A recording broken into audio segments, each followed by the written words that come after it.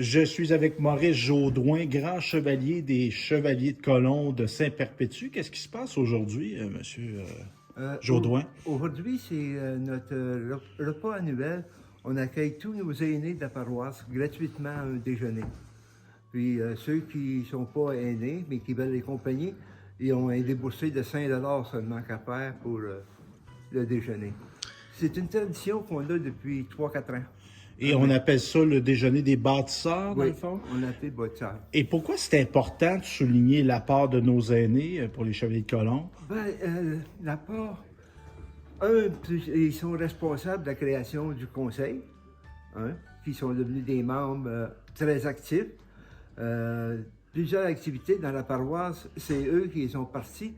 Nous, la seule chose qu'on fait, c'est qu'on essaie de continuer ce que les autres ont débuté, en essayant aussi de rajouter des choses, d'autres activités, comme il va y avoir la fête des neiges à Noël.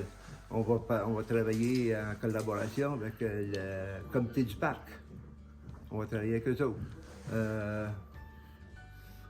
En gros, c'est un peu ça qu'on fait. On essaye de donner comme la guignolée. À toutes les années, on fait une guignolée. On aide les familles de notre paroisse. Puis notre surplus, on l'envoie à Nicolette. Donc, si durant l'année, il arrive de quoi, puis qu'on a besoin de produits, quelque chose, on a une bonne relation avec Nicolette. Donc, on est capable d'aller chercher des produits pour aider notre famille. L'an passé, on a aidé, c'est quoi? C'est une tonne et demie, une tonne 3/4 juste en denrées non périssables. Puis, les deux collectes ont ramassé tout près de 4 000 $ en argent. Donc, ça paye les surplus comme le pain, la viande, ces choses-là.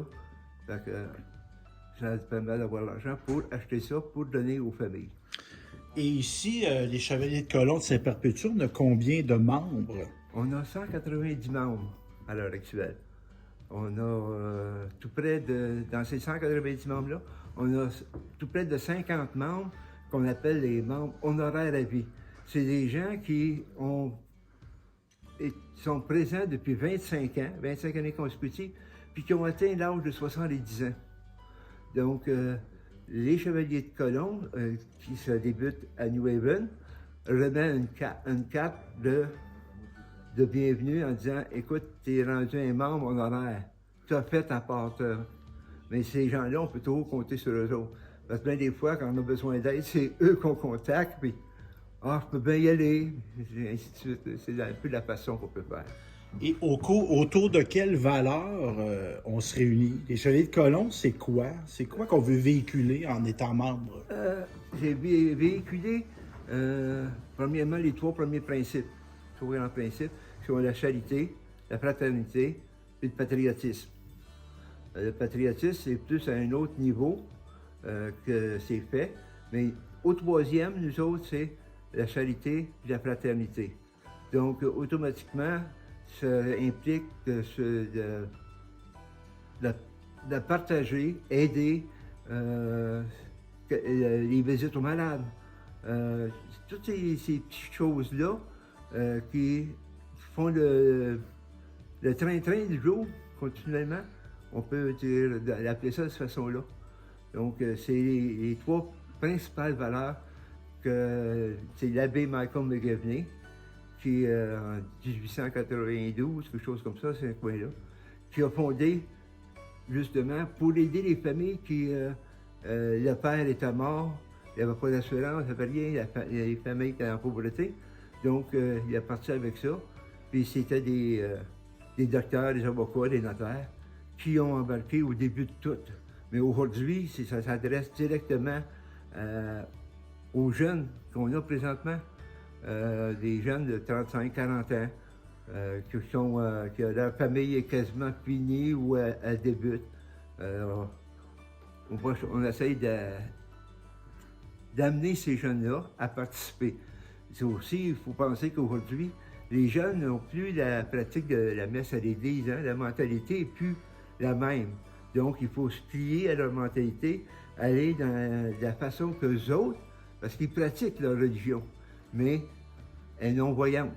Donc, c'était un peu ça. Évidemment, il y a la fraternité que vous avez exprimée.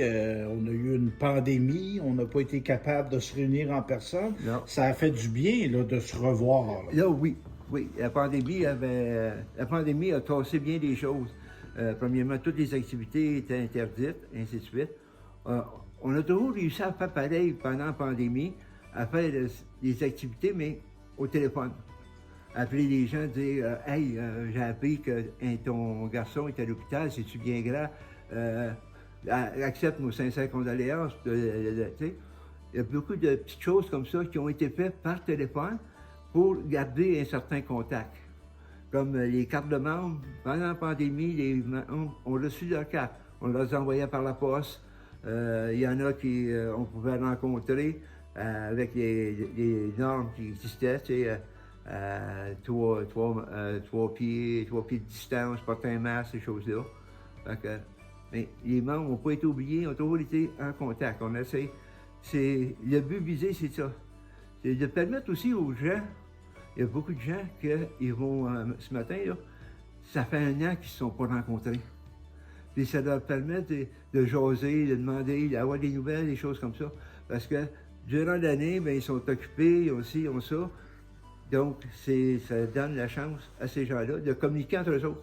Mm-hmm. Donc, tu sais, ça touche plusieurs buts en même temps.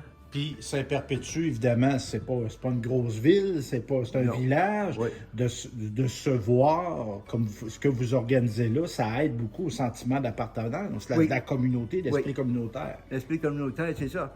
Ça permet de garder cet esprit communautaire-là.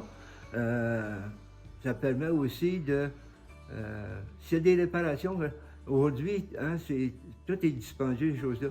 Donc, tout ce qu'on peut faire sans avoir besoin d'avoir la main dans les poches ou aller quêter continuellement, on peut le faire du temps, plusieurs d'entre nous autres en ont. Donc, c'est ce temps-là qui sert à aider une famille.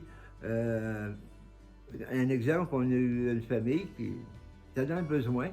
Le réservoir à eau chaude a brisé. Ben là, il y en a un qui est arrivé, il dit « Hey, moi, on va déconnecter la chose, la tank, tout ça. » Et l'autre dit « Hey, moi, j'en ai une flambant neuve à mettre là. Donnez-moi 100$ par tank, puis ça va faire. » Fait que les chevaliers ont acheté la tank, puis c'est un électricien qui est chevalier de Colomb, qui a fait connexion, ainsi de suite, pour aider. Fait que ça allait, tu sais, vous savez comme moi, ça coûte 400-500$ une tank, hein? Donc, cette petite famille-là n'a pas eu besoin d'en acheter une. Puis ils n'ont pas été 3 mois sans boire d'eau chaude. Le lendemain matin, il y avait de l'eau chaude. Bien, bravo. Bien, merci, monsieur, pour ce que vous faites. Ça a été un plaisir, puis on espère que les gens vont continuer à répondre à nos activités. Fait que c'est agréable à ce temps-là.